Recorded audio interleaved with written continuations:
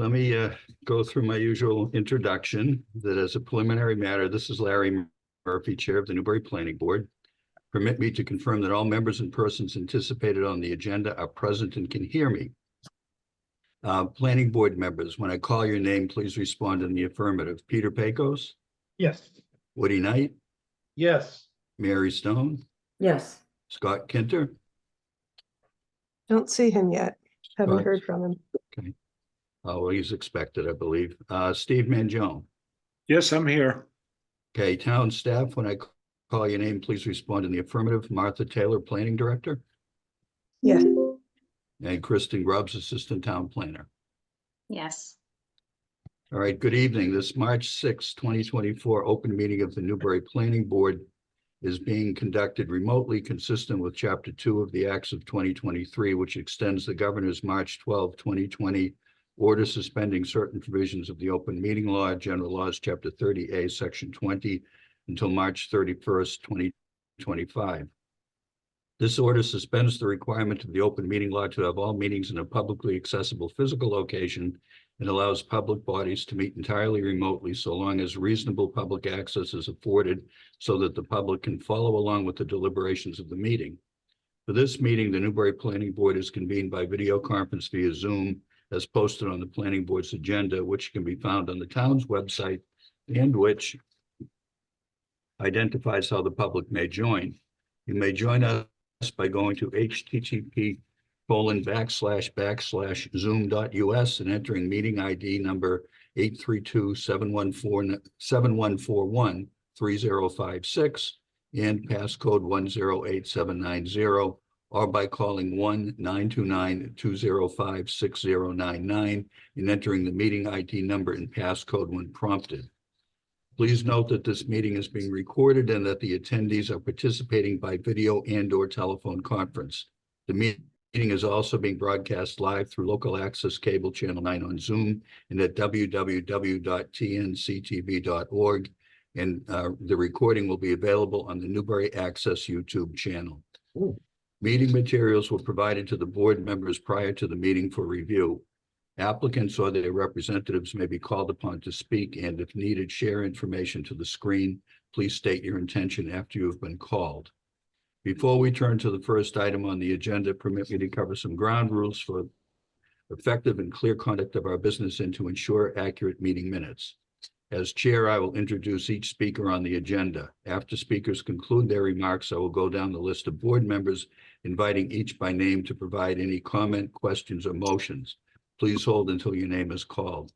Further, for all attendees except board members and staff, please remember to mute your computer using your mute button, or on your phone, you can mute or unmute by hitting *6.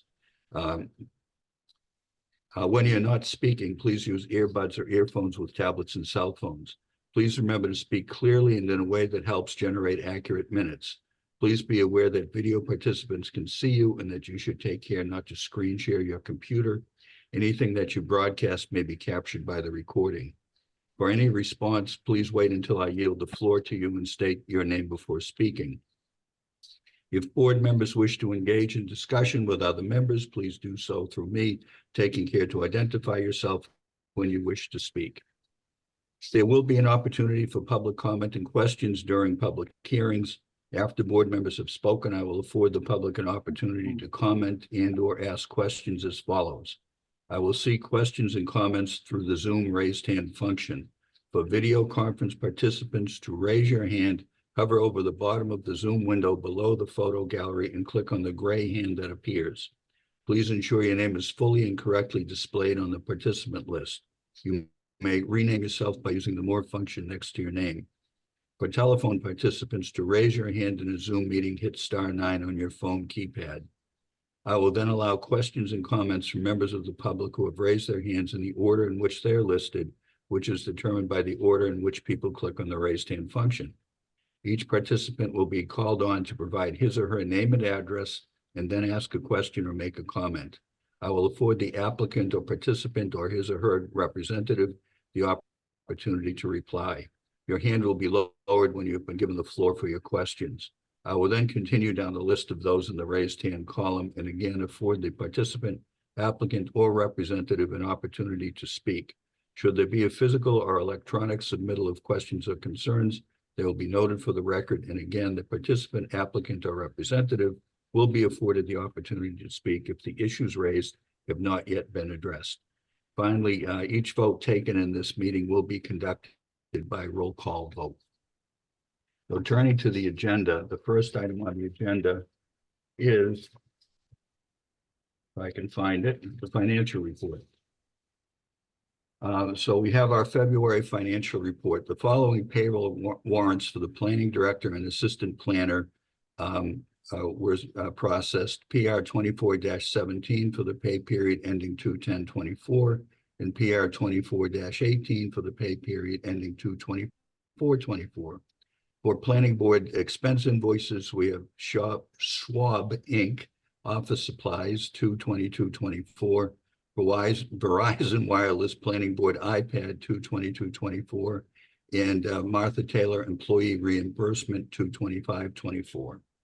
And from escrow accounts, we have a payment to Joseph Swetka, construction inspections 68 Green Street, also known as Farmview Lane, subdivision 2/22/24. So that is our financial report for February. The next item on the agenda is liaison and meeting reports. Martha, anything from the select board? The select board met on the 27th.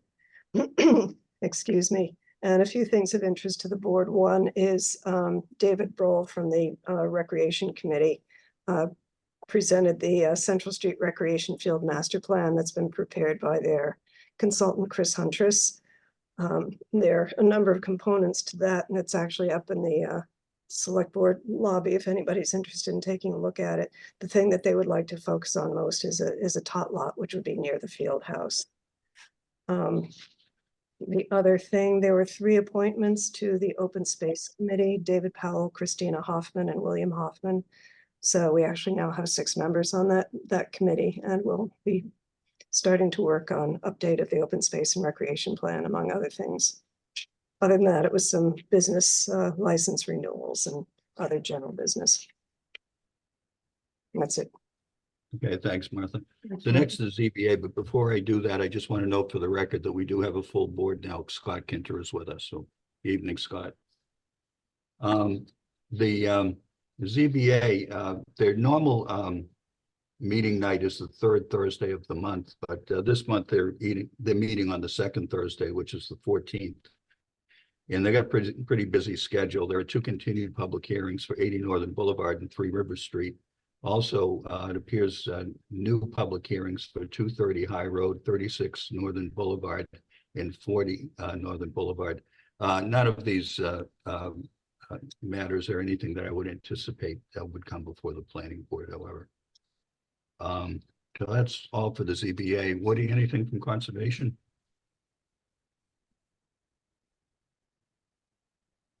Woody, you're muted.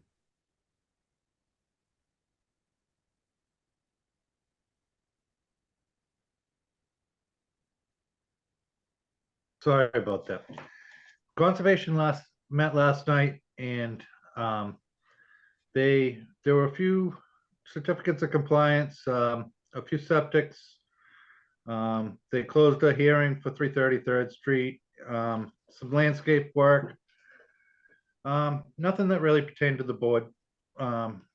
So that was that with that. So it was a good meeting, but nothing that's going to come before us.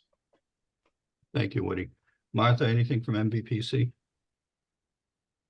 I think I mentioned this at the last meeting. The planners meeting took place on the 22nd, sorry, and it was focusing mostly on program updates,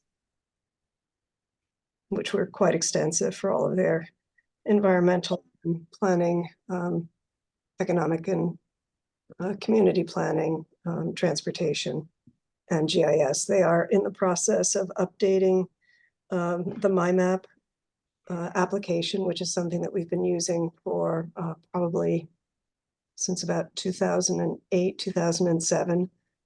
So that will be probably, that's the biggest tool that we use. I use that many, many times every day. So that will be a big a big thing to look forward to. I'm sure there'll be some trainings too, and I'll keep the board posted on those. That's it. Thank you, Martha. Martha, we have about 5 minutes before we can open the public hearings. Does that give you enough time for your planning director's report, or would you prefer to hold on that? No, that should be plenty of time. It's pretty short, really. We've been focusing a lot on the zoning amendments, continuing to work with town council on final comments and revisions on the MBTA bylaw, which we'll go over tonight. Kristen and I did meet with the finance committee last night to brief them on the 2 zoning articles, since they'll be meeting with the select board next week and going over the draft warrant. So we wanted to give them an opportunity to learn about both articles and ask any questions that they might have. And I think it went well. The hazard mitigation plan update is drawing to an end. In terms of our major work, we're meeting on the final module, which is preparing a hazard mitigation action plan early next week. And after that, MVPC will be getting us a draft for review. They do expect to have it done by the end of this fiscal year. And then sort of out for review by FEMA and MEMA in early July. And one other thing, it's not on the agenda tonight, but just as we head towards town meeting, might want to start talking at the next meeting about any additional public outreach that we want to do regarding the zoning amendments. And that's really all I have. All right, thanks, Martha. We still got a few minutes, so maybe we can look at the planning board meeting minutes. Has everyone had an opportunity to review the meeting minutes for February 21st and February 28th? Yes. It could be yes from, Yes. Yes. okay. Does anyone have any comments then on the meeting minutes from February 21st as presented? No comments. Kristen, I do have a comment. I really like that you've included here the link to the videos of the meeting. I think that's a great addition to the minutes, and I think going forward it would be great if you could do that for every set of minutes, and just maybe even just something you just put on the bottom of each minute. It doesn't necessarily have to identify any particular subject, but I think that's a great addition. Thank you. Would anyone care then to move to approve the meeting minutes of February 21st as presented? Thank you, Mary. Is there a second? Second. Second. Thank you, Woody. Any discussion? All right, then, Pete, how do you vote? Yes. Woody, how do you vote? Yes. Mary, how do you vote? Yes. Scott, how do you vote? Yes. And I vote yes as well. That brings us to the February 28th minutes. Kristen, again, we have the link in there to the video, which is great. I do have one comment, though. Under the materials reviewed at the meeting at the end, I would add that we also heard the written comments from the Piccolos. So I just add that. But Yeah. other than that, it looks good to me. With that suggested, well, is there any further discussion on that? Would anyone then care to approve the minutes as amended? So moved. Thank you, Peter. Is there a second? Seconded. Thank you, Scott. Any discussion? Then hearing none. Peter, how do you vote? Yes. Woody, how do you vote? Yes. Mary, how do you vote? Yes. And Scott, how do you vote? Yes. And I vote yes as well. So thank you. And it's 7:14, so we're almost ready to get into our public hearings. Just bear with me.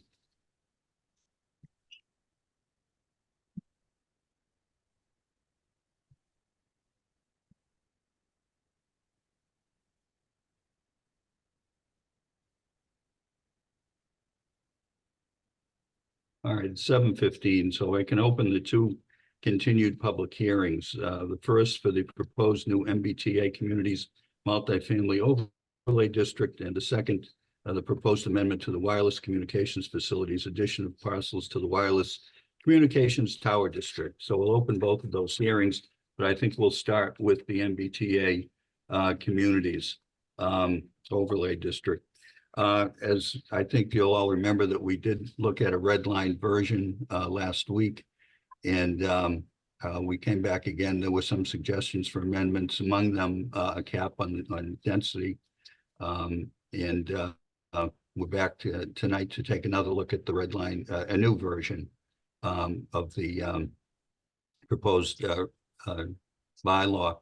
And I would remind everyone that town council has advised us that because the changes that we've already seen and are anticipating are substantive, that we will have to renotice this for a future meeting. We will have to renotice the public hearing is what I'm saying. And before I ask Martha to put the red line version up, just let me ask the board members, do you have any follow-up questions, anyone from last week, our last meeting rather? Not hearing any.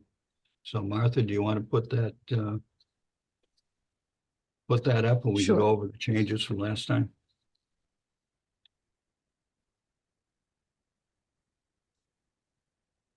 Are you able to see that now? I can see it. Yes. All right. Just move that up a little bit. And is it big enough? Yes. I think All so. right. Okay, thank you.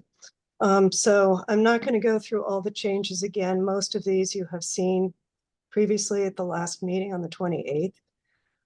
We did send this to town council, who had several comments. In general, she thought the changes that had been made were very good. She approved of those. So the few items that she had some additional input on, and I'm just going to scroll down, try not to make you too dizzy here. As Larry mentioned, we did add the density cap after our discussion with Ian last week. So that's 17 in the A districts and 8 in the B districts. Then regarding the affordability requirement, town council just cleaned up the language on this a little bit, making it clear that an affordable housing restriction needs to be approved by town council and Housing and Livable Communities, and shall be recorded at the Essex County Registry of Deeds prior to issuance of a building permit, and that it needs to be provided to the planning board and the building commissioner also prior to issuance of the building permit. Ooh. Scrolling down a bit farther, we had been, in the last version, we had standards and criteria used interchangeably, and she recommended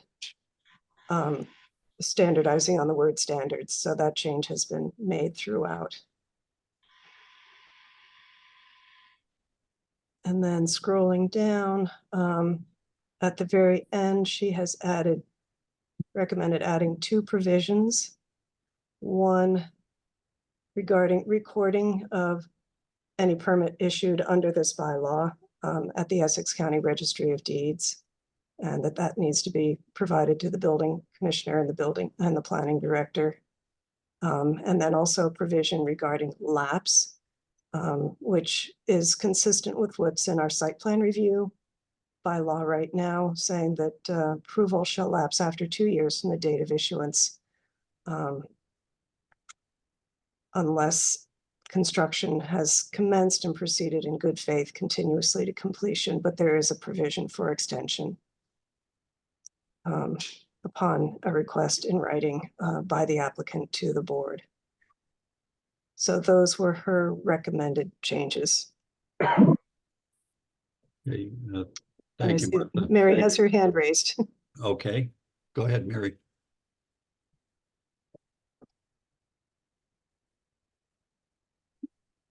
Mary? I think she may be frozen. Yeah, it looks like it. Oh, no, Oh, she's maybe moving. there we go. Mary, you have your hand raised?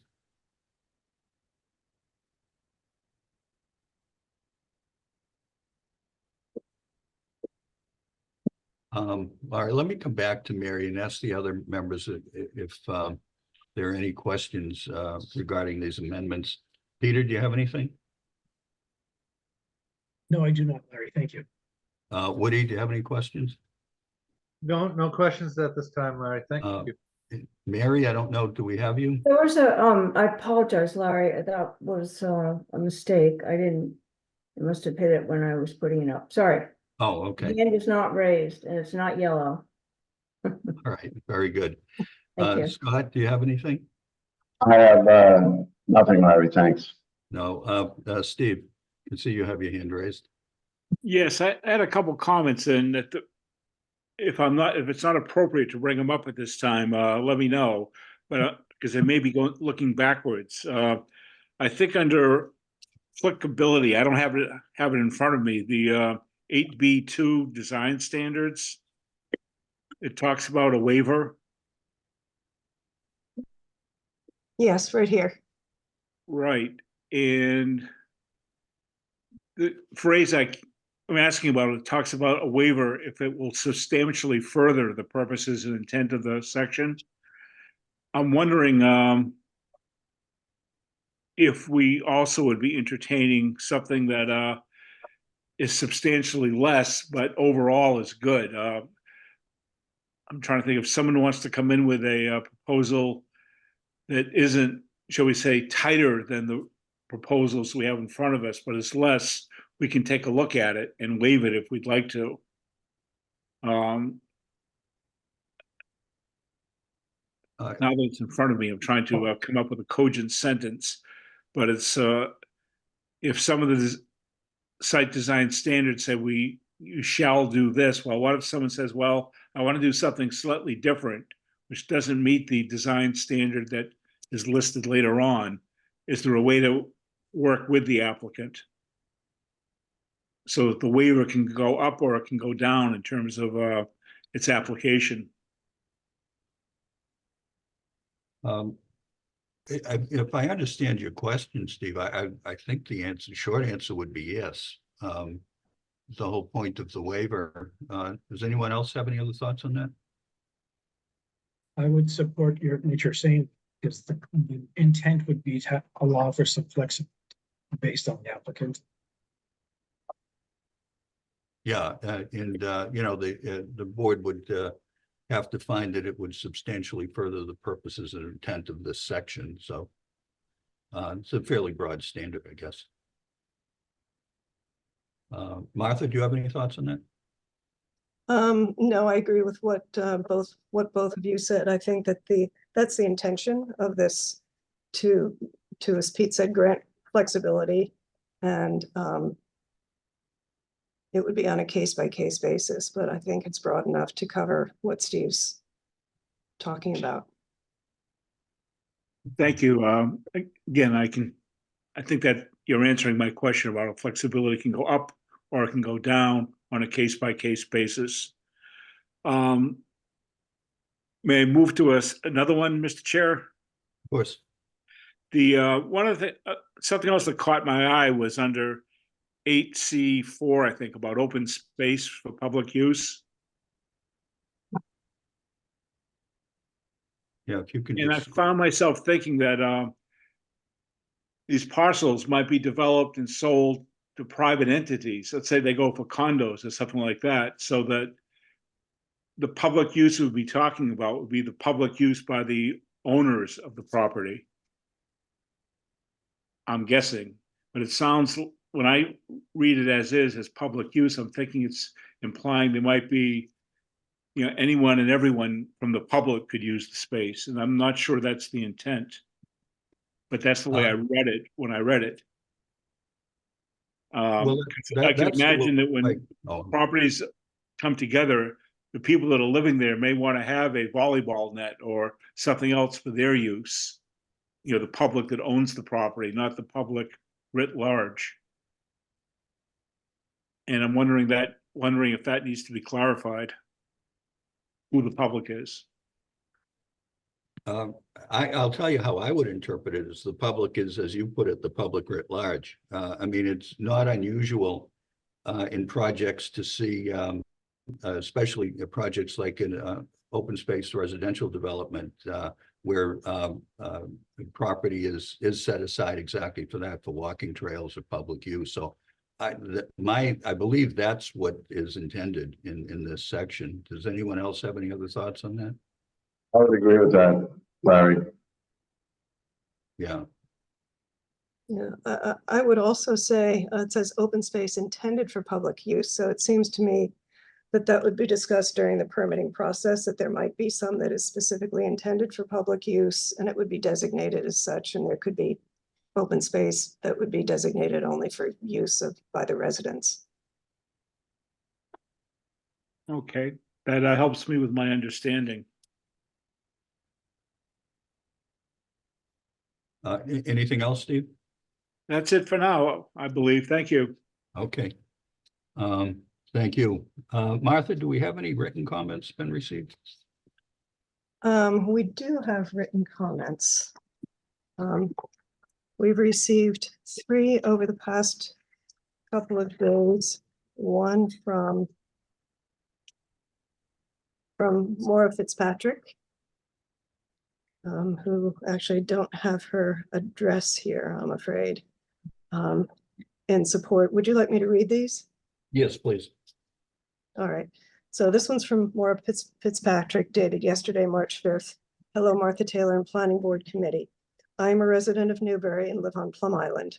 We moved here in June of 2022 and feel very fortunate that we were able to buy a home at an expensive price tag here and absolutely love the area.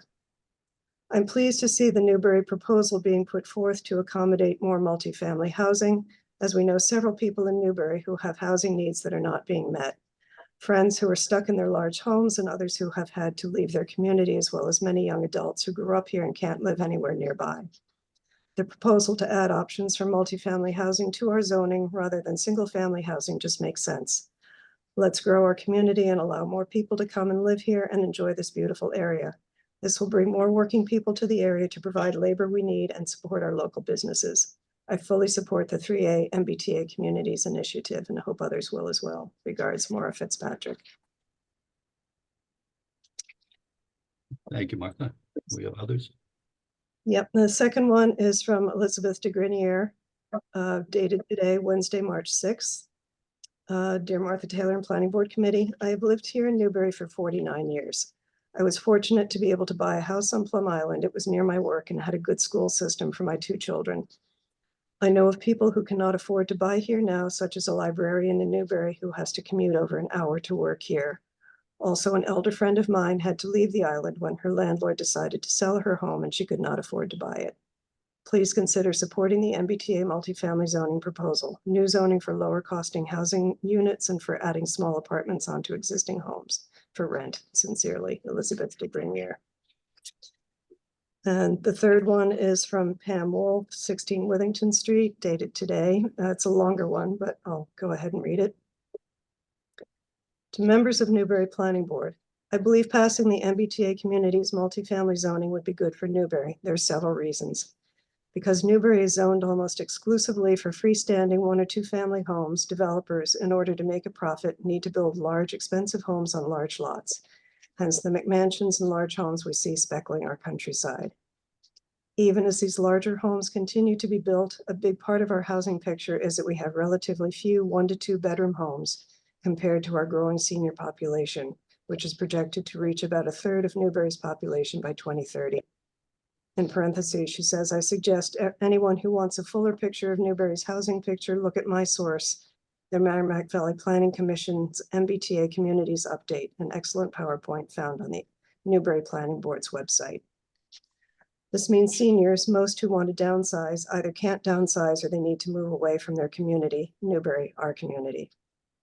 Many of those who work in our local businesses and many young people who want to return to live where they grew up also need smaller apartments or modest townhouse style houses. Lack of workforce housing has been cited as one of the reasons businesses have difficulty hiring. And sadly, young people are leaving Massachusetts at really high rates. Many of my friends' kids are leaving for the Midwest and the South, citing the lower cost of housing as the primary reason. Environmentally, multifamily housing, especially near transit, is considered smart housing because it clusters often more modestly sized housing together, allowing more open space versus suburban sprawl style speckling and more efficient water use.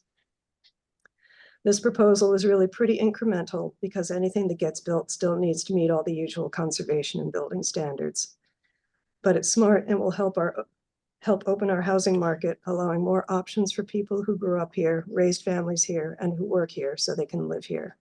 On April 30th at Newbury Town Meeting, I will vote in support of the Newbury MBTA community proposal. Respectfully submitted, Pam Wool. Those are the three that we've received. Thank you, Martha. Do we have any members of the public with raised hands? I don't see it. I'm going to stop sharing if that's okay, so we can see the full screen. I am not seeing any raised hands or anybody waving a hand. Very good, Martha. Let me turn once again to the board members and ask, well, and let me step back a little bit. As I mentioned earlier, because these are substantive revisions to the draft bylaw, we're going to have to renotice this hearing, which has already actually been renoticed to March 20th, anticipating that would be convenient for the board.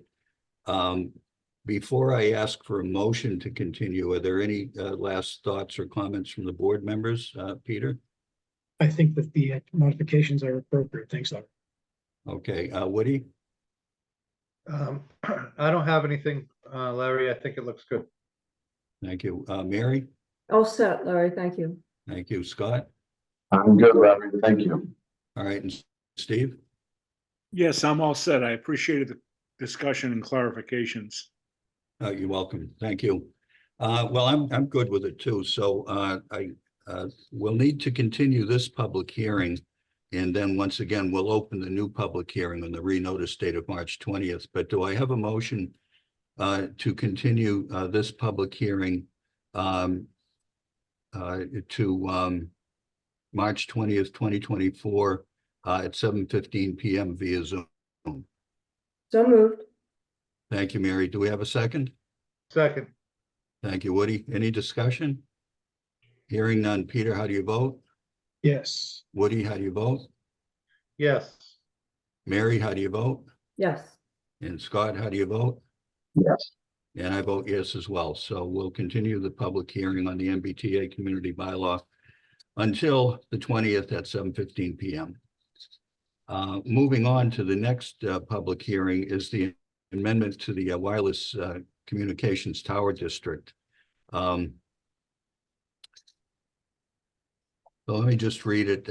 Amendment to Article 4, Regulations of Overlay Districts, 97.4C, Wireless Communications Facilities, 97.4C2A, Tower Use Restrictions to add parcels to the Wireless Communications Tower District, which enables wireless communication services to operate on tower-mounted facilities, and related amendment to Attachment 1, Zoning Overlay and Resources District Map to show the expanded wireless communication tower district. So if you recall from our last meeting, we had quite a bit of public input.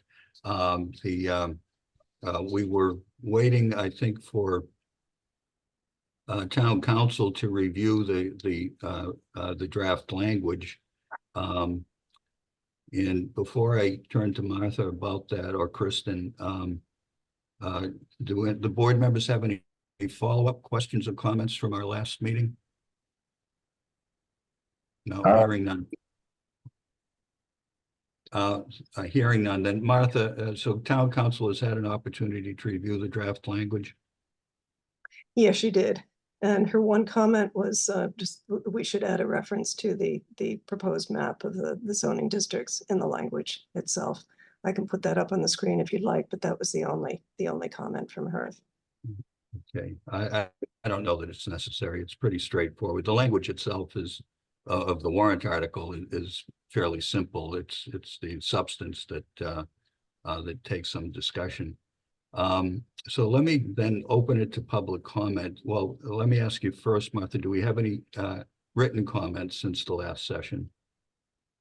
I have not received any written comments. There've been a few questions from Amy Speak, but no written comments. Okay. Then do we have any members of the public with raised hands?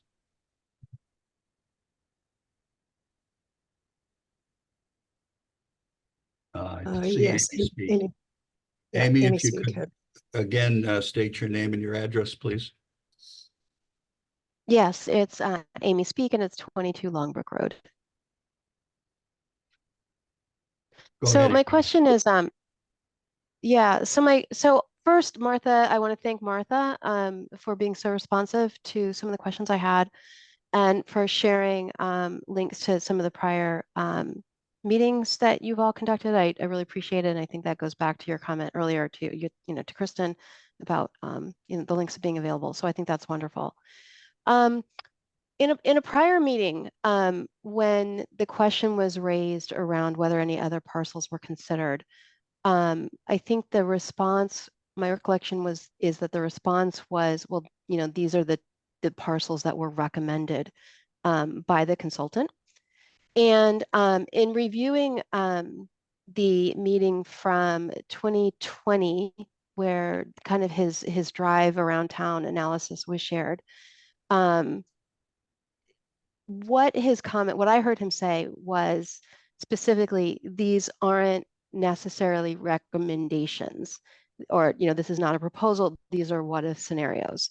So he had driven around town, kind of mapped the signal and said, okay, so if you were to consider if you were to put a tower at the Triton, the Triton campus, here's what you might, at 100-foot, I want to read it, 100-foot tower at the Triton campus, and potentially a tower, the two locations that for which you showed the maps.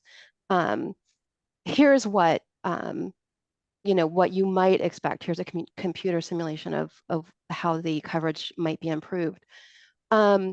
He was fairly explicit in saying these are what if scenarios. This is not a proposal. And so, and this is not a recommendation necessarily. So you all would want to talk about it. You'd want to talk to residents. He is fairly enthusiastic about the Triton campus and said, that the infrastructure is there. It's, fairly open, that it's also not too densely populated with residential homes.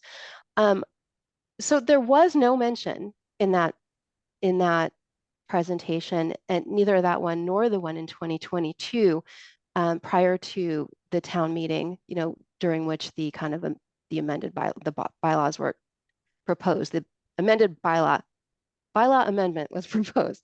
Anyway, so I'm curious about that, right? There has been no mention whatsoever by him of either any recommendations or the Elm Street lot. So could someone maybe speak to how we got to where we are and what the thinking is, and what the process has been from that presentation to today?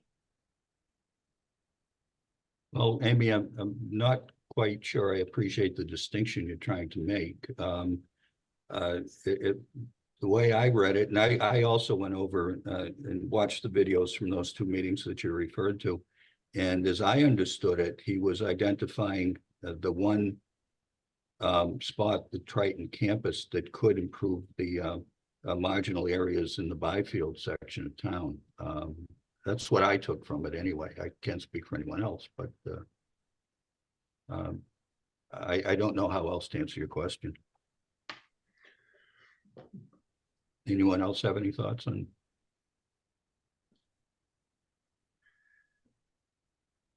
Yeah, if I could, Larry, I think and I don't know if this will answer the question the way you posed it. I think what we're trying to do with this proposal, this bylaw, is to allow for opportunities. We're not saying that it should happen here or shouldn't happen there. But if for some reason the Triton campus is not available for whatever reason, would there be another site that it could work on? And does it make sense to zone it at this point in time? And so I think that's why we're looking at this as a comprehensive as opposed to an exclusionary. And it'll all, it's from my perspective, again, this is just my perspective, it comes down to a public safety issue. I know that we asked for input from both fire and police regarding this particular topic and service in this area. Because that's going to be, I think, the driving force as to how I would lead to the conversation and continue the conversation. Because if one were taken off the table, what are we going to be left with, and what's going to be best to serve our community? I've heard a lot of the comments, and I appreciate the comments that have been made about this, the secondary parcel and the concerns with wetlands. I hear it, and I understand that there's a functional septic system for the campus there. And I also understand there's 33 acres. If anything, again, were to come for, if an applicant were to come, the applicant would have to address all of the issues that would be of concerns with public hearings and with public comment. What we're just trying to do, again, my interpretation, is provide the opportunity for sites to be utilized. It doesn't mean it's going to happen there. It doesn't mean it's not going to happen. It's, again, just trying to increase public safety, because everyone relies now on cell signals, much more so than they did 3 years ago or 5 years ago. So I don't know if that answers it. Yeah, Amy, it doesn't. Well, a little bit. I thought I remembered you hearing you say, Pete, last week that the that the school committee was already leaning heavily towards, preferring the Elm Street lot. And so it sounds to me like that's more the primary choice. That's what I kind of took away than the Triton campus. And versus an alternative. And I was curious about, kind of how that came up, given that it wasn't part of anything that the gentleman from Isotrope had even mentioned. I don't recall him talking about it at all, ever. Right. So I think any type of process is an evolving process. It's not stagnant or stationary. So, and I don't recall, from my recollection, because I didn't have an opportunity to review the tapes as you have, because those were long meetings as my memory has, whether both parcels were in discussion or just a single parcel was in discussion. It was more the concept of the region, and that's, I guess, the best I can answer that. And I can't give you a definitive as to where the school committee stands on this. I don't know if they put it on their agenda. I don't know if they held further discussions. Again, we're just trying to provide opportunities. All right, thank you, Peter. Martha, I don't know who's next. We have a couple of other hands that are raised. Tom Martelloni. Tom, if you could state your name and your address, please. Sure. My name is Tom Arloni. I live at 127 Elm Street. I guess similar to Amy, and I don't know if I'll word it any differently, but Peter, I appreciate your response. I am relatively new to Newbury, and so I went back after I spoke a couple of meetings ago. Kristen, you said at the meeting you were going to post the report that was done by Isotrope. You did that pretty quickly. I saw that. I guess I would just say, and obviously, I expected to see a fairly in-depth report when I went to the website. And I clicked on the page and I was like, oh, what's this? I'm like, oh, it's some teaser text. Then there was really nothing. I wouldn't call a one-page document really a report. It was one page. And then it was about, I think, 7 other pages of maps. I guess I also had the same question as Amy did, and that would be, I went back and read transcripts from 2020. I saw where Isotrope did a presentation, and he leaned very heavily into the Triton site, and he mentioned the height of the light poles and how a tower might sit and the infrastructure on that property. There was no mention of the property that Triton owns that sits behind my property that will be impacted, my property, my neighbor's property, in a number of different ways by a possible cell tower and rezoning. So I guess, Peter, the question that I'm asking, which is similar to Amy's, is we had a recommendation from somebody who kind of drove around town and looked at cell signals and had a very strong leaning towards the property at the Triton School. Somehow, something happened in 4 years where now another property has been brought into the mix and offered as an option. And I guess I have some similar questions. Were there other properties that were looked at? I guess my other question is, was there a public discussion at a school committee meeting where somehow the school committee discussed and then somehow communicated to the planning board like, oh, we'll also offer up this property? Where did that come into the mix? I guess I'm just trying to understand how this kind of has all played out. I don't generally watch school committee meetings. I don't have children that attend the school. I do work for a school system, so I understand how meetings work, et cetera. So I guess I'm just kind of curious that way. I continue to have concerns about kind of the geography of that lot and the way the wetlands rest there, and how it looks and appears when you're physically looking there. And I'm also curious, has anybody gone out and really walked around that site and looked at least initially how viable that might be? Well, the communications we've had through the superintendent, who's had some level of communication with the school committee. I don't know how that took place. Right. So if I may, so generally school committees they operate similar to the way that you folks do. So if it's a public meeting, there would be in order to have a public meeting or in order to discuss or talk about something, there would need to be, generally those discussions don't happen privately. You can't have a quorum, you have to have less. That's generally how kind of the rules of the public meetings work. So I guess my question for you is, can I go back and look at a school committee meeting tape? Do you know when they discussed that? Because that would be a public discussion, I'm assuming. The short answer is I don't know. I don't have an answer for you. Both parcels came under discussion with the superintendent.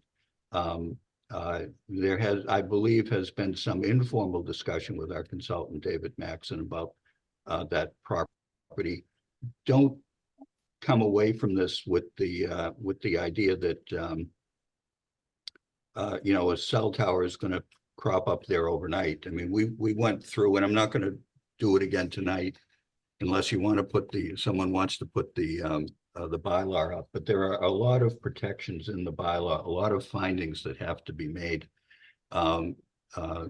before it could be deemed appropriate to put a cell tower on either of these locations. And there's no guarantee that the school committee would agree to it. They didn't say no, I guess maybe would be another way to put it. As far as walking the property, I actually walked it myself this morning, and there are certainly areas that that there would not be appropriate under anybody's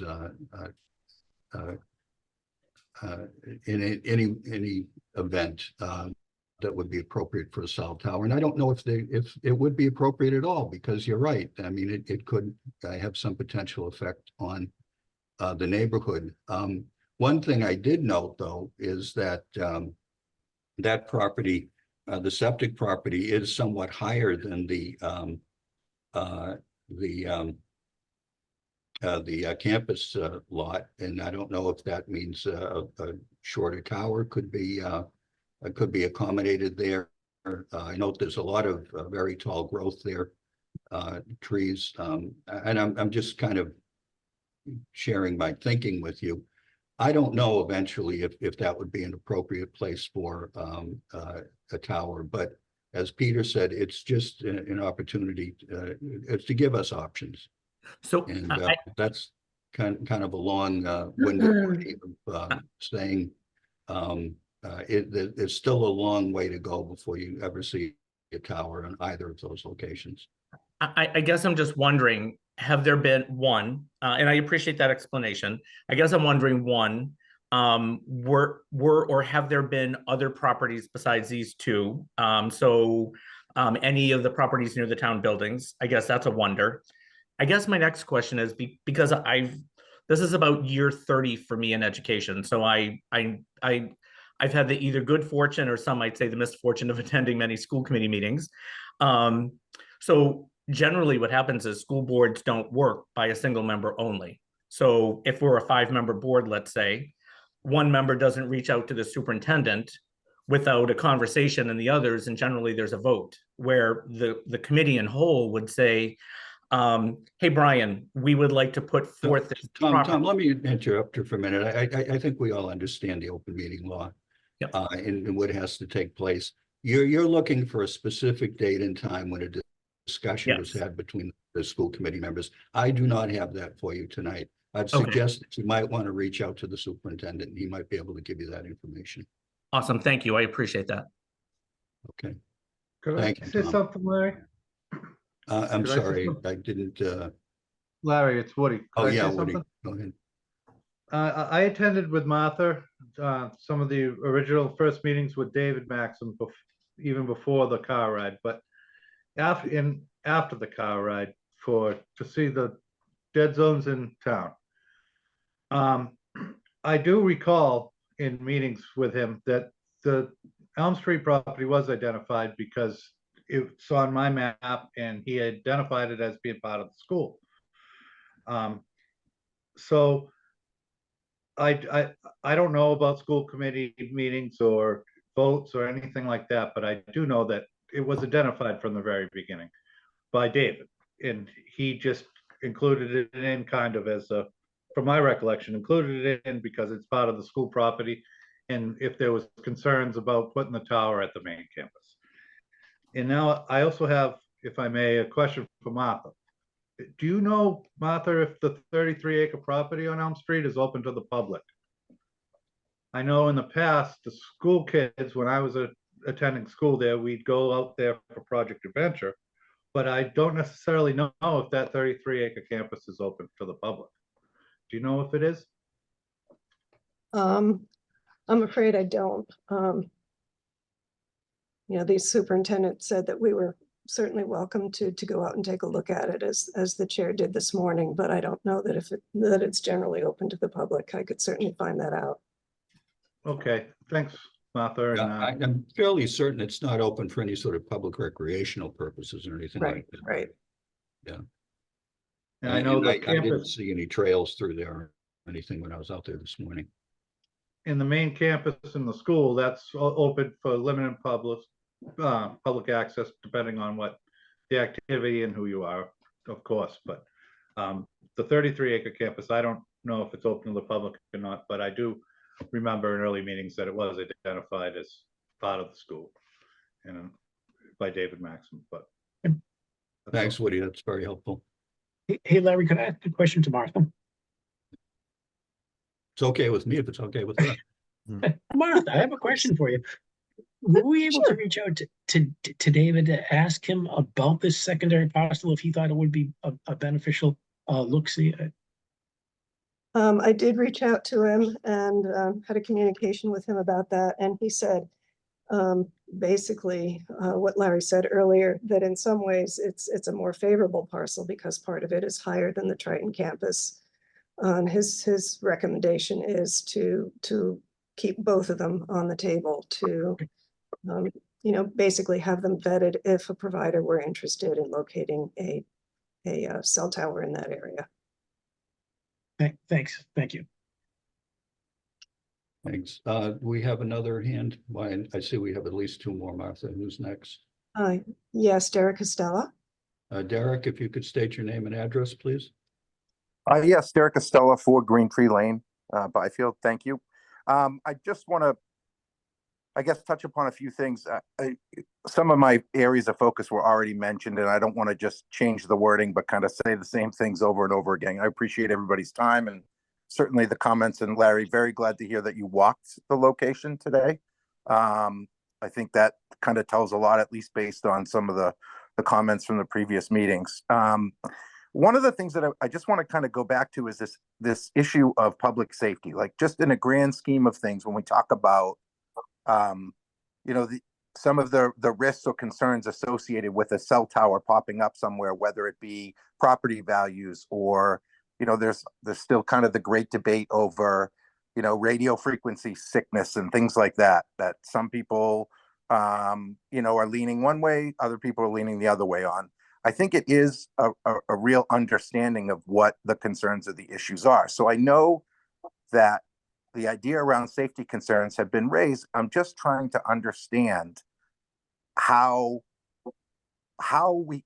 that conclusion was reached. Was there a polling of residents? Was it just a general assumption that low cell signal equates to a safety concern? When I asked last week if there was any discussion or collaboration with our police, fire, and first responders, it was indicated that there weren't. So I'm just trying to understand, as we, as residents evaluate that, what concern takes priority and what's really most important versus certain things, like how we came to that conclusion. Is there information to suggest that there being several areas of lower cell signal equate to a safety concern? And additionally, in keeping in connection with safety, have there been any discussion with the towns of Rowley and Georgetown, whose properties specifically abut this lower signal area, as to whether they've made any changes over the last 4 years to their cell signals, or whether they've recognized any of those things as safety concerns as well? Okay, let me see if I can, well, we have the isotope study from 2020 that indicates that there are marginal areas in the in Byfield that could be covered by this, by a placement of a tower on one of these two parcels that we're talking about. Rowley does have a tower. I think the problem there is the Old Town Hill casts a shadow in a lot of that. And won't affect Byfield. that's part of the problem. As far as public safety goes, we have had informal discussions with our public safety folks. And we actually would like to get something more concrete from them, certainly before town meeting at least. But there is a concern, and the general public safety issue is a lot of people now don't have landlines, and they rely more and more, as we all do, on our cell phones, and that's the concern.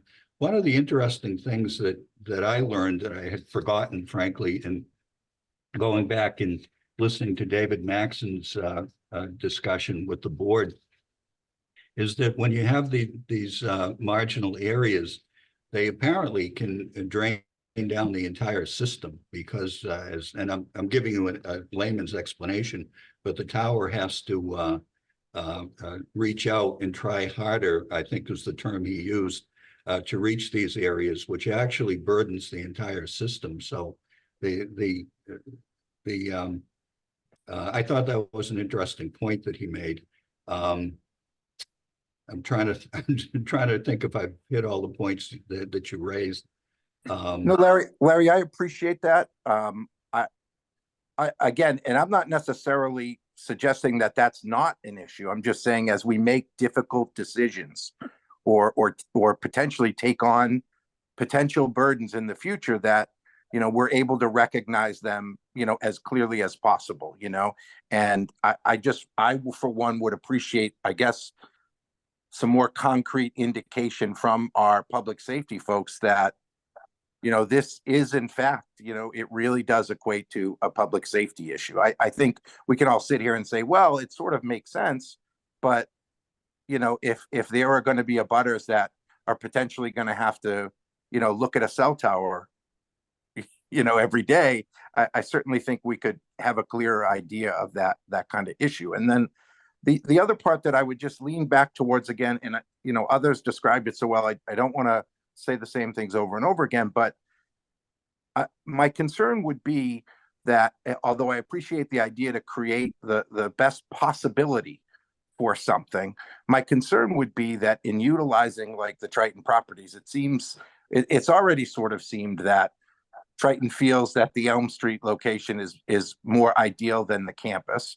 I know that the isotope individual identified the campus specifically because of the infrastructure. Things were already cleared, electricity was already there. There's structures that exist that are of a height, that was really part of that whole, I forget, I think it was a February presentation, 2020, that video that he presented. But my concern would be, we're now including Triton, of course, Triton is part of our community, we're Triton and vice versa, but Triton also includes the communities of Rowley and Salisbury. And quite frankly, I wouldn't expect members of Rowley and Salisbury to be overly concerned about a parcel of land in Newbury that they don't have to look at if there's some sort of benefit to the school district. So my fear would be that we're enhancing the likelihood for conflict for entities that, are sort of a side note at this point to the Newbury residents, the Newbury neighbors. Well, we'll understand that the school committee doesn't have the last word on this.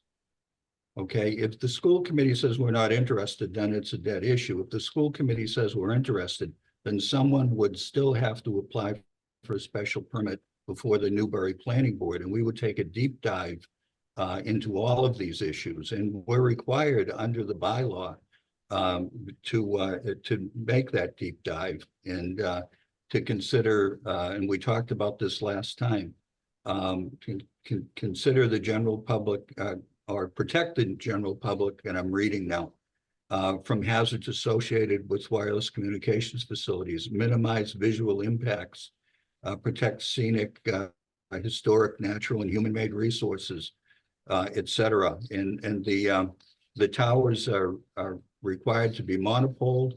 They're required to be camouflaged. They're required to be screened. And interestingly, in our bylaw, there's actually a maximum tower height of 65 feet, which can be exceeded on a showing of need by the provider.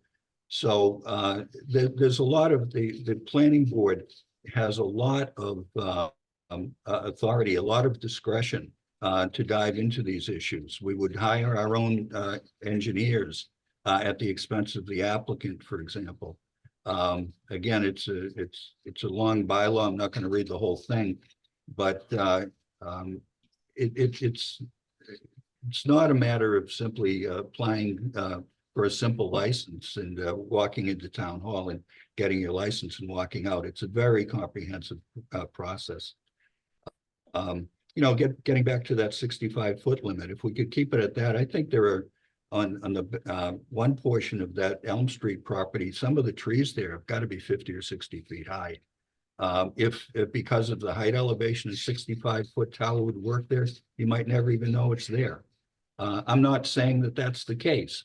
We'd have to take that deep dive into it. But as Peter said, what we're doing here is just giving ourselves options. I appreciate you saying all that, because obviously you recognize the significance of it. Can I just ask, just for clarification, where we have a limit of 65 feet, but I know that there's this idea that, an applicant can show a need to go higher. With the fact that Isotrope discussed in their public discussion or presentation, they discussed the shorter height towers being 85 feet, and their example tower or their testing unit, I forget what wording he used, was 100 feet out by one of the ball fields. Does our 65-foot limit enable additional controller input, or is it sort of lost in the wind? Because that might not, that's likely not even a tower height suggestion, if I'm saying that correctly. Well, certainly if an applicant felt that they needed something in excess of 65 feet, yeah, I'm sure they would cite the isotrope. The isotrope study would only make sense. And Whether they get it or not is a different matter. Larry, if I could, I think if this thing were to ever come to fruition, there would be a new report probably produced by a consultant to say, Absolutely. yes, this makes sense, or no, it doesn't make sense. So again, there are a lot of steps before this could ever come to fruition. Larry, that's the point that Pete just made. We have to keep making that point with all due respect to all the people who are speaking and will speak. We're not anywhere close to constructing or having someone construct a tower. It's How many steps, Larry, roughly do we have? And how much time do we figure, just as a guesstimate, we're going to need to get to the end result? And how many public meetings, public forums, public opportunities to discuss this issue? Will there Oh, numerous. I mean, these are, this is a special permit. And there are time limits on when you have to commence a public hearing on a special permit. And then there are time limits on when you have to render a decision after you close the public hearing on a special permit. But the public hearing itself, we've had them go years. And I'm not suggesting that's a good thing. But you know, take, for example, the golf center on Scotland Road. I mean, that was a 2 or 3 year process because there were significant issues, and you know, we dove into them very deeply. We had our own engineers involved. You know, it's not a simple process.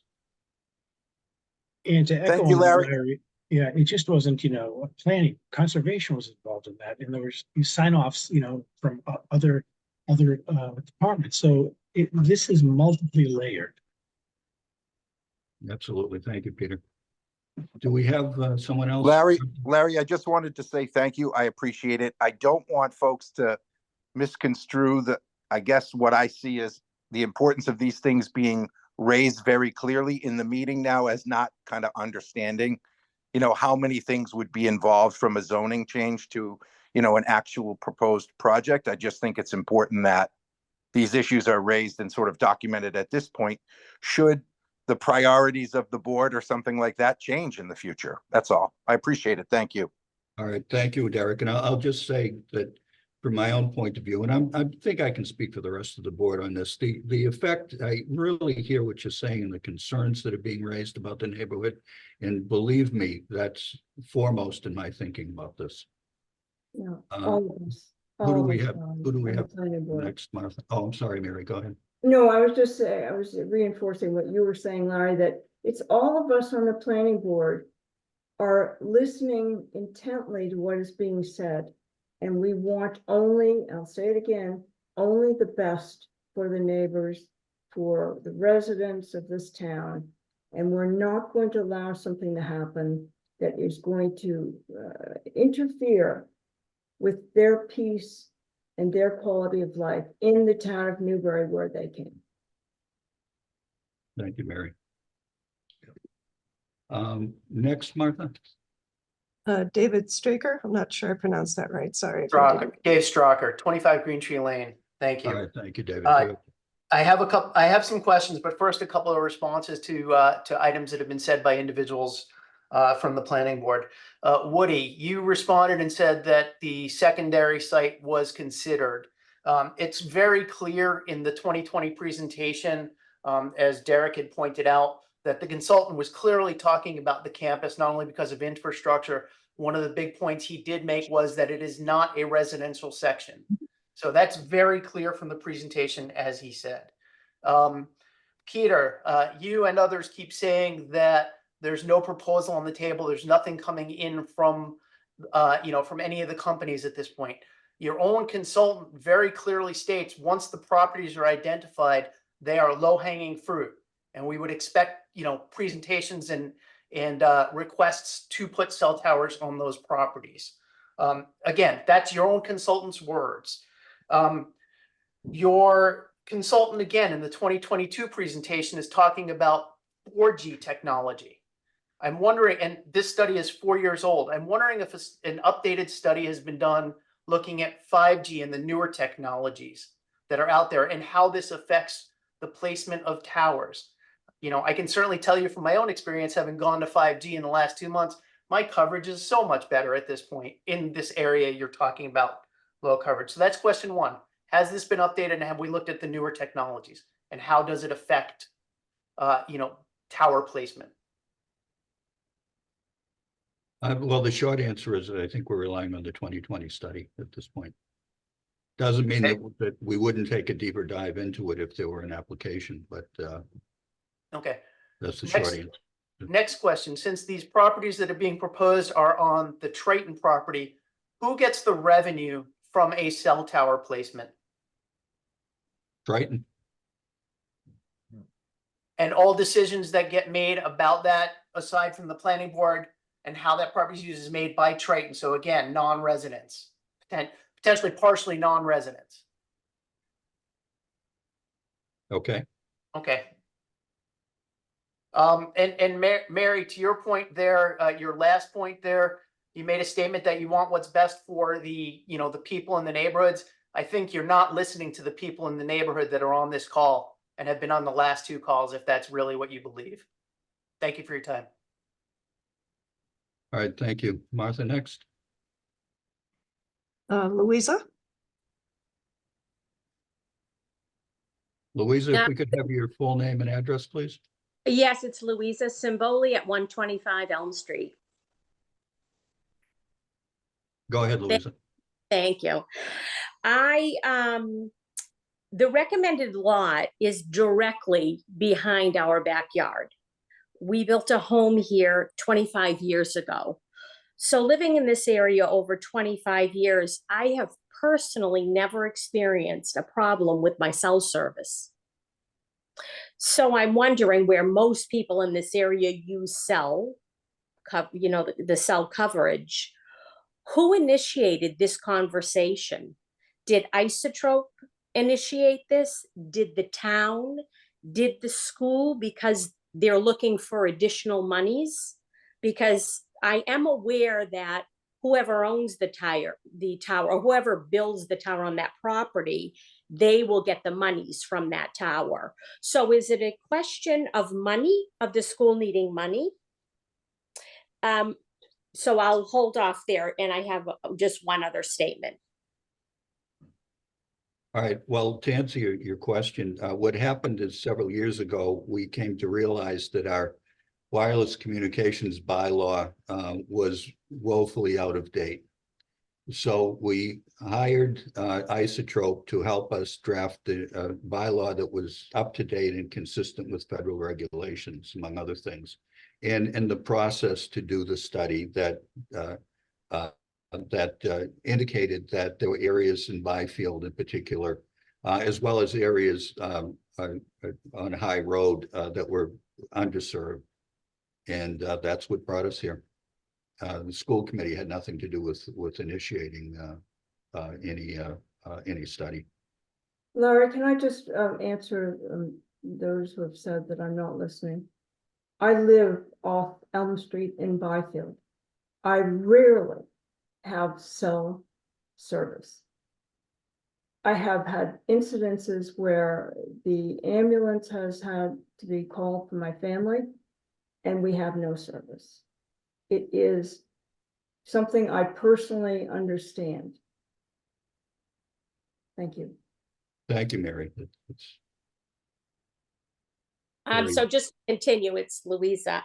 Again, I do live on Elm Street as well, Mary, and we have called several times. I have an aging mother, 93 years old, living with us, and we have called emergency many times, and they have been here with, again, no problem at all.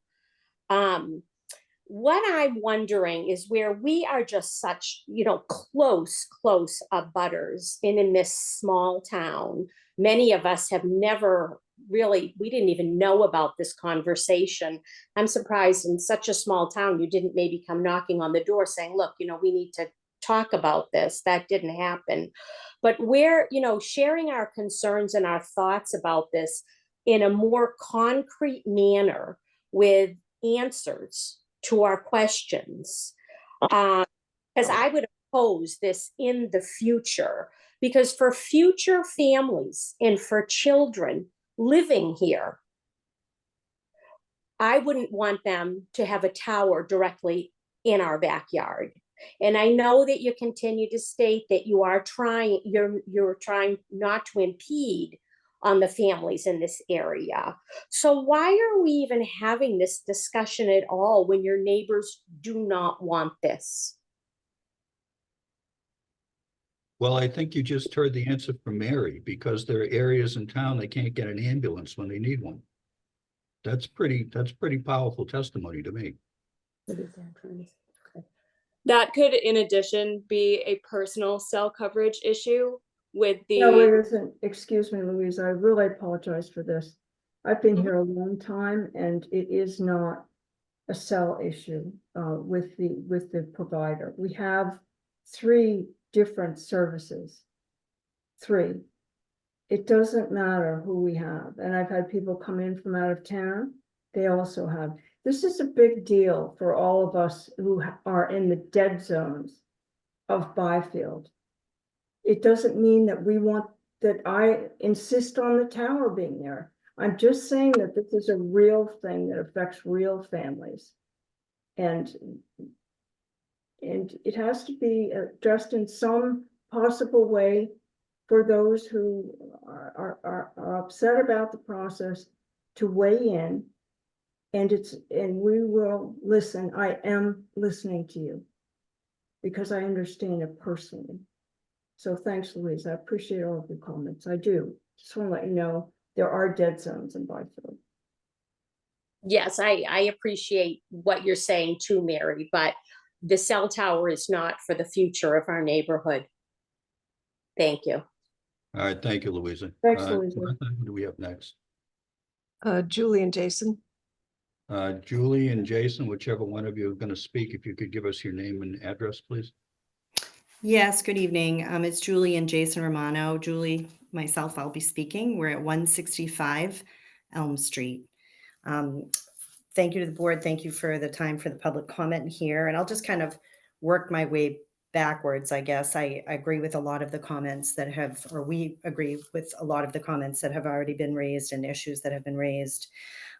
Speaking to the most recent comments made about dead zone, which I fully appreciate. My husband and I both work from home a couple days a week. However, with Verizon, I will share as a public service announcement, with Verizon for 2 years, we had no service within our own home with Verizon to make cell phone. We switched to T-Mobile and we do now have coverage. We can make calls from our home and don't lose them anymore. So that was an issue for us, but we did change providers. In addition, we added a landline because my concern with young children is that they didn't have access to a cell phone. So we added a landline. So in an emergency, they could call 911. Working backwards now to the other concerns that we have, we also wondered where the original idea obviously stemmed from. And I do apologize, I wasn't at the last meeting, so I've just kind of become aware of this being open for public comment.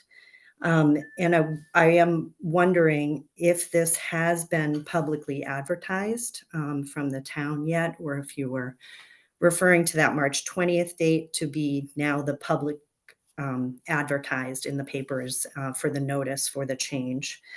That's the first point. The second point, Derek addressed it. Julie, before you go on, so I don't lose the question, let me just respond to that. Yes, this has been advertised in the newspaper. It's been up on the town website. It will be in the town warrant, presumably. And it's also, I think, appropriate to remember that if this article should pass and if there should be an application, then all the abutters and Martha, help me out, abutters and abutters to abutters within 600 feet, I think, of the site will get notification. There will be newspaper notification, direct mail notification to the abutters and the abutters to the abutters, and it's a very extensive notification. So even if something were to come before the board, you would have ample opportunity to appear and voice your concerns. And I'm sorry to cut you off. I just didn't want to lose that point. No, thank you, Larry. I appreciate that. I guess it was my concern that it wasn't public, the change kind of the addition of the lot. If the original one was the advertised, but then with the addition of the Elm Street lot, if that one also had been advertised, but I guess that'll come in time here. So and our concern, Jason and I, our concern was also the safety concern. Just what data and evidence do we have to support that had been an issue from, you know, our local law enforcement and first responders. If there was an issue, obviously that would be a concern to all residents of the town. And then another concern, I know that it was mentioned about the radio frequency. The National Institute of Health cites a review in 2022, actually, of all of the extensive studies and literature available. There's 38 different studies that they reviewed globally in urban areas about radio frequency, and 73.6% did show health effects in neighborhoods and residential areas, including cancer rates, radio frequency sickness, and changes in the biochemical parameters. And that's just an article and a review available on the National Institute of Health website. So obviously, with young families here in the area, as well as elders, that would also be a concern for residents, whichever neighborhood it was put in. Another kind of point here was just that, I know, Larry, you spoke on this a bit, but a cell phone tower having to work harder, or a burden to the cell phone tower to put out more, isn't, as a resident, just for my voice, is not, and my husband's voice here, he's here as well, but wouldn't be a concern for us. Like, I'm not concerned that a cell phone tower has to work harder as a resident.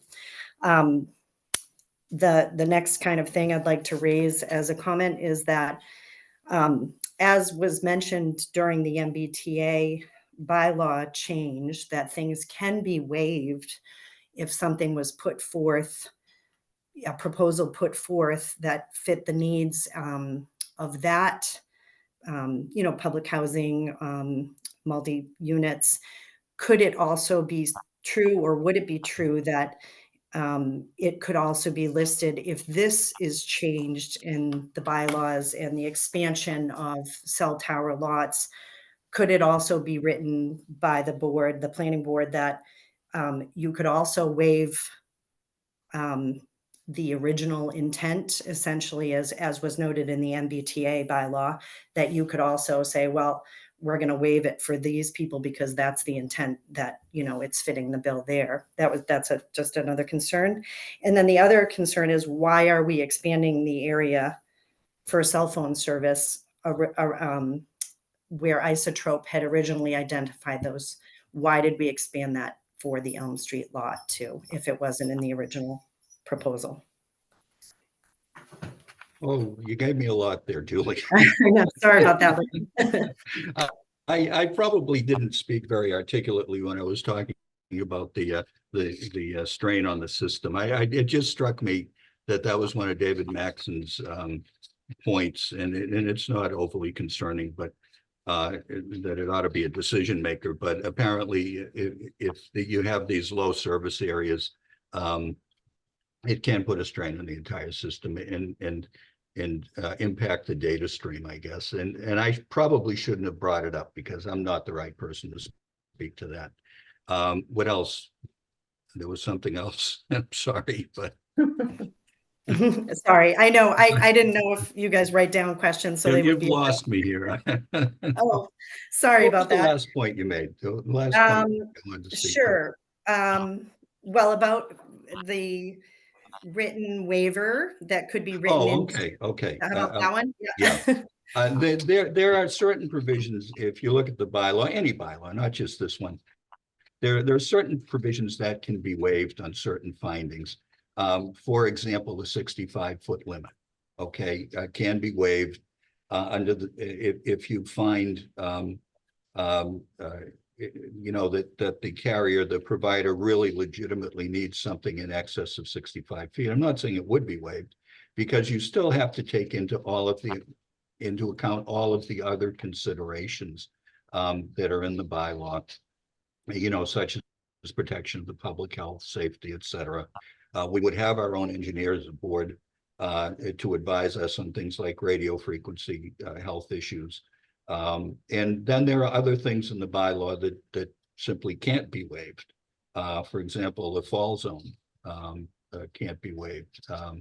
That's the parcel has to be large enough to accommodate public safety in the event that the tower should fail in some fashion, come down. I don't think we have any authority to waive something like that. So there are provisions that are mandatory. There are provisions that can be waived at the discretion of the planning board, but then there are findings that have to be made. And most of these findings revolve around protection of public health, safety, and the environment.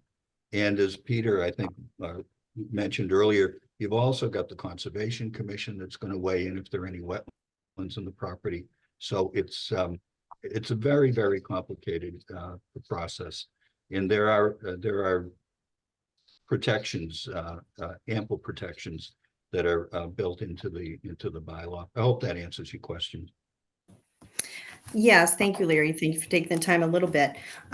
So would it not be fair to say before you expanded the area to include the parcel on Elm Street that the Conservation Committee should do a look at that property before you include it as a possibility?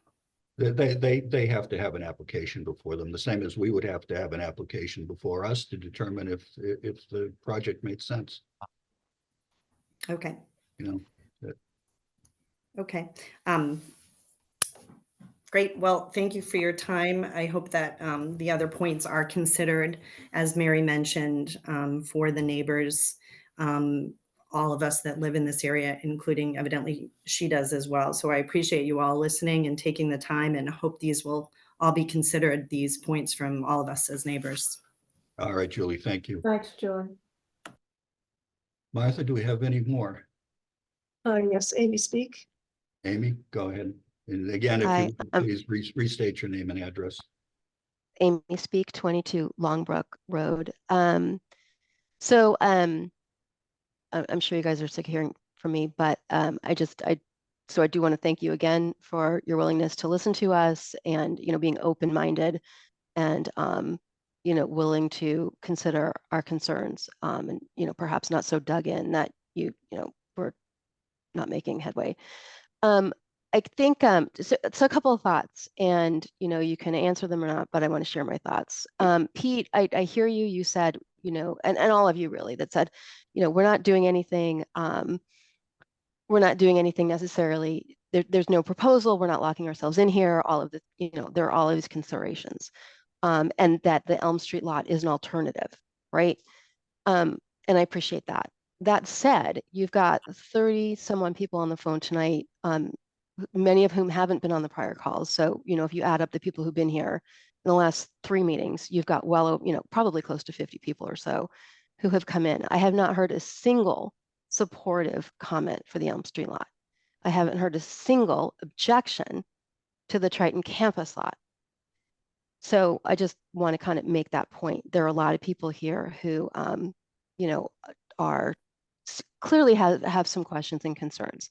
That said, and Pete, again, I recognize that you're saying it's just an alternative, and if the campus couldn't go, here's what I'm going to ask for 2 reasons.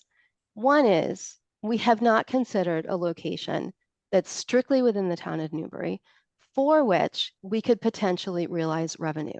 Now, my understanding is that these cell phone towers can bring in as much as $10,000 a month in, lease, right? So as you all know, Newbury has, limited sources of non-tax, residential tax revenue.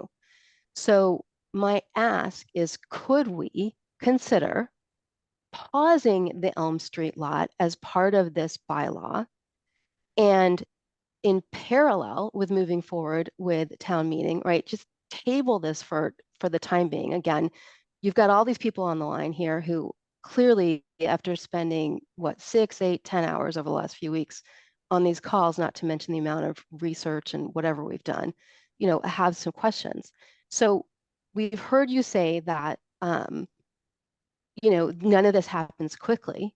So why not consider the Triton campus, keep that on, see how that goes, And at the same time, vet some other alternatives where you're not going to have the objections, and we could potentially, bring in some money, even if it's, 20, 30,000 a year. That's a cruiser, that's building renovations, versus a third of, kind of benefiting from a third of the potential revenue that would go to Triton. So, and then the last thing, and then I'm going to put myself on mute, I promise it's for the rest of the night, is, what was I going to say? We've heard a little bit about the notification of abutters and, people who live in the neighborhood, who live close to, in this neighborhood, in this region. So Mary, I respect that you live, off of Elm Street, I think you said. I'm curious, of the rest of you on the planning board, or any other of you in the neighborhood, do you butt any of the properties either on this side of the town or the other side of town? And so thank you, I appreciate it, and I am officially muted for the rest of the night. All right, thank you. Hey, And for the record, I live in the area myself. Larry, could I take a stab? Sure. So I'm going to go back to public safety. And so we have a request out to police and fire to give us that information. If they tell us that, yeah, this is a concern, we're going to continue to, or I would say, trudge forward. With regards to other sites, the other site that we're looking at is it's a parcel that the town owns. Yeah, it'd be beneficial if it would work there. It's going to cover another section of town. So if Triton says no to home campus, and we don't do this, where do we go from there? And I'd much rather have options on the table that we can come back to the community and say, okay, this is where we can go, this is where we can't go, and this is what our safety issue is. And if we have all those things lined up, I think that helps us all to make a decision. So I'm going to wait. Martha's, has queries out to both police and fire. We're going to get their input. That input's going to probably be available to us, hopefully by our next meeting. That's going to be a real impetus. When I moved to town, I had my cell service. I had to buy a thing from my cell company to get coverage at my property because there was no cell service. Things are changing. We're going to hopefully continue to improve it. So we have a parcel in town that we're looking at, but it doesn't cover this area. And currently, right. So we have one spot on the other side of town. Amy, yeah. Please let me finish. Sorry, okay? I thought you were done. I'll let you know. I'll say, thank you, Larry. I'll put it back to the chair. So we have a section, we have a parcel on the other side of town that will address hopefully the other side of town issues. To my knowledge, we don't have other parcels here that the town has access to, whether we have a possible workaround for that. And I'm going to just ask Martha real quickly. Am I misspeaking, Martha? A couple of people have mentioned the Central Street fields as a town-owned parcel, but okay, I'm sorry. David Maxson didn't identify the field. No, he did not. No, he did not mention. He didn't identify that. Based on what his report was where we went with our direction to look for things. So public safety, wait till we hear from our fire and our police. And then we'll come back and say, hey, this makes the most sense in the world. Larry, I yield to you. Thank you. All right, thank you, Peter. Martha, next, and does anyone have anything new to add to the discussion, please? If it's just repeating what's already been stated, I'd just ask you to have some consideration for the other folks who might want to speak. Who's next, Martha? Tom Martelloni. Martelloni, if you could state your name and address. Sure, Tom Martelloni, 127 Elm Street. I guess I want to say thank you for entertaining all of our input and listening to us. I greatly appreciate it. Mary, I totally understand the need for having good cell phone service. I work in the technology field. I'm not anti-technology or growth. I support all of that. And I do want people in our neighborhood and in the community to have access to good services. So I don't think anybody is against that.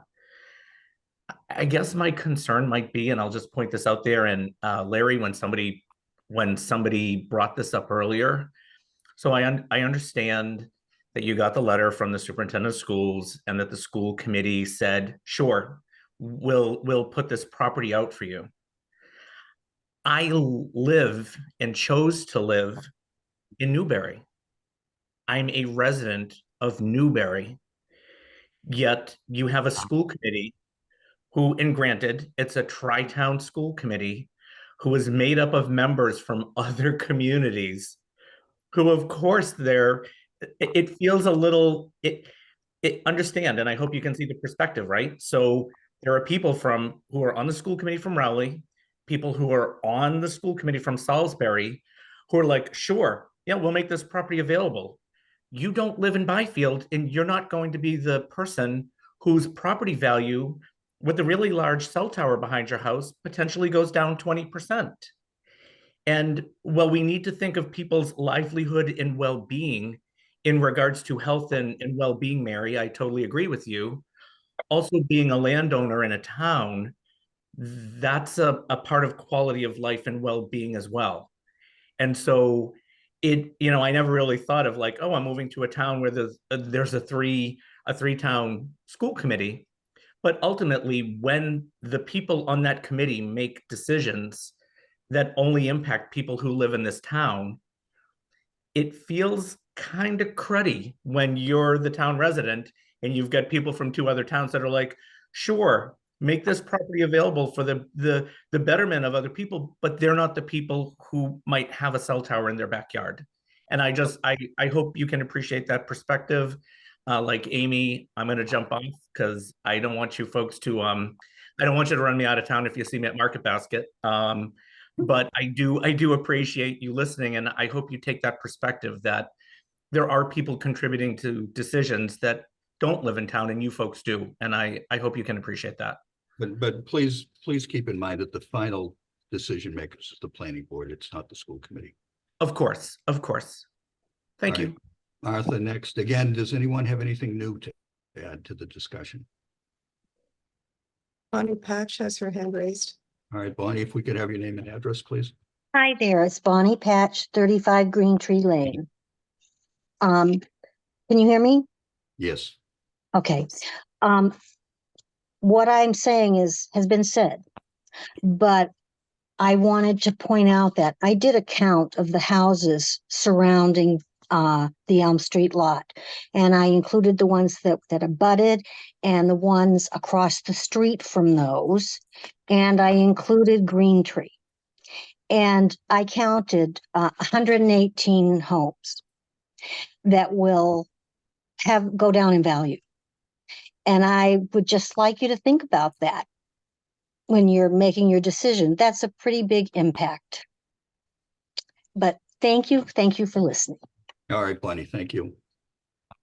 Next, Martha. Dave Straka. Dave Straka, 25 Green Tree Lane. Just real quickly, I find it interesting that you just stated that you didn't consider the Manters Field property because it wasn't in the presentation. And I must stress that it was just a presentation, not a proposal by your own expert there. He also did not include the Second Elm Street property in that same presentation, yet you've considered it. I just find that a little bit telling. Thank you. All right, thank you, David.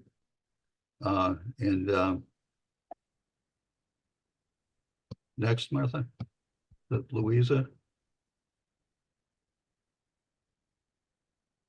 Hello, this is actually Louisa's daughter. My name is Margaret Kimball. I live at 125 Elm Street, Newbury, and I recently moved home after college, and I am probably the youngest one on this call, but I wanted to broach a topic that's a little bit tough, right? Is that the responses that I'm hearing from the planning board to our questions are all assumptions or opinions. And I find it a bit disappointing that we have no professionals that are specialists in this topic who can give us evidence-based responses to our questions and concerns being invited onto these calls before broaching this topic to the community. And I would just hope that during the next town meeting that we have a representative a specialist in this topic for each of our concerns. Thank you. All right, thank you. Is that it, Martha, for raised hands?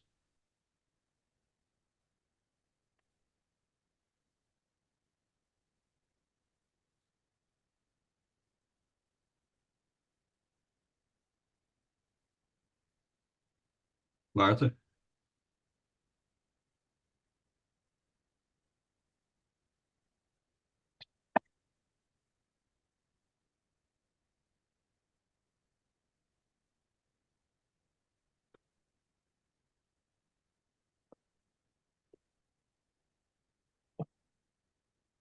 I think Martha may be having some technical difficulties. Yeah. Right. I don't see any. All right, I see any, Larry. don't see any raised hands. So while Martha tries to sort that out. And let me turn to the board members. So we don't seem to have any further public comment at this time. So I think we have a couple of options, board members. We can further continue this to our next meeting of March 20th, or we can take a vote either up or down on the proposed bylaw amendment. Peter, what's your feeling?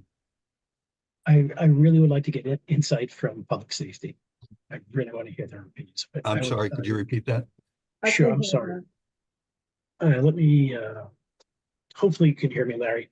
Yeah, Can you that's hear me? better. Okay, Yeah. thanks. I would really like to hear from public safety. I want to have their insight as to what their concern is for this region of town. So I would want to continue this. I would want to end this discussion at this point in time. Okay, Woody, your thoughts? I agree. We should continue this discussion. Yeah, Mary? Seems pretty clear that people want to talk about this, Larry. Maybe we should set up some guidelines. I like the idea of having someone with expertise available. If maybe that's not the time, maybe it's not the time yet, but we're not able to address the questions. Yeah, Maybe well, we- unfortunately, given the timing and for town meeting, we're no longer under contract with David Maxon, so I don't think it's practical to ask him to join Right. us. We'll look into that. If there's some way to do it, maybe he can, but I wouldn't plan on it. Okay, Uh, gotcha. Yeah, Scott, your thoughts? Recommend continuing the hearing. Okay, and Steve? Yeah, I think we've heard from the citizenry. We need to continue it. And if there's a way of getting back to the consultant, I think that's worthwhile, at least posing the question. And finally, I'll say that I've been thinking about a comment that was heard or spoken about the Central Street Fields in Mantor, thinking that's something that's just a short drive down the road and is a town-owned property. And maybe that's something we need to be thinking about for the future. Thank you. All right, thank you, Steve. All right, all of that said, then I would entertain a motion to continue this public hearing to our March 20th, 2024 meeting at 7:15 PM, the meeting being via Zoom. Do I have a motion? So So moved. moved. I think I heard Mary first. Thank you, Mary. Is there a Mhm. second? Be- Thank you, Second. Scott. Any further discussion? All right, then Pete, how do you vote on the motion? Yes, Larry, thank you. Woody, how do you vote on the motion? Yes. Mary, how do you vote on the motion? Yes. Scott, how do you vote on the motion? Scott, yes. And Steve, I assume you're in agreement as well? And I vote yes, so it's unanimous. We'll continue the public hearing on this proposed zoning amendment until the 20th at 7:15 PM. And thank you all for taking the time out of your busy schedules to join us and to give us some very valuable input. So that concludes the agenda. Martha, you're still offline with your microphone? Yes, you are. Okay. All right. Then I'd entertain a motion to adjourn. Motion to adjourn. Thank you, Woody. Mary, was that a second? That's a second. Okay. Any further discussion? Hearing none. Pete, how do you vote? Yes. Woody, how do you vote? Yes, and good night, everyone. Mary, how do you vote? Yes, and thanks, guys. Scott, how do you vote? I Yes. vote yes as well. And Steve, good night, and we'll see you all on the 20th.